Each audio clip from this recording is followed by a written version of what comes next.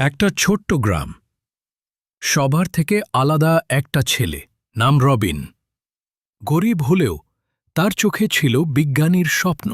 রাতে সে তাকিয়ে থাকত আকাশের দিকে, ভাবত এই তারাগুলোর মাঝেও আছে এক রহস্য।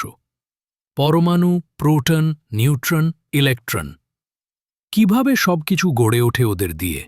একদিন স্কুলের পুরনো লাইব্রেরিতে পেয়ে গেল এক বই, নিউক্লিয়ার রিঅ্যাকশনস অ্যান্ড লাইফ। প্রথমবার জানল পারমাণবিক শক্তি দিয়ে শুধু ধ্বংস নয়, জীবনও বাঁচানো যায়। সময় গড়াল। সেই রবিন এখন একজন নিউক্লিয়ার বিজ্ঞানী। সে ক্যান্সার চিকিৎসার জন্য নিউক্লিয়ার মেডিসিনে কাজ করছে, জীবন বাঁচানোর প্রযুক্তি নিয়ে। আজ সে শিশুদের শেখায় নিউক্লিয়ার শক্তি ভয়ঙ্কর নয় যদি তা সঠিকভাবে ব্যবহার করা যায়। জ্ঞানী হল আসল শক্তি। তোমার কি মনে হয়, পারমাণবিক শক্তি আমাদের জন্য অভিশাপ না আশীর্বাদ? নিচে কমেন্টে লিখে জানাও।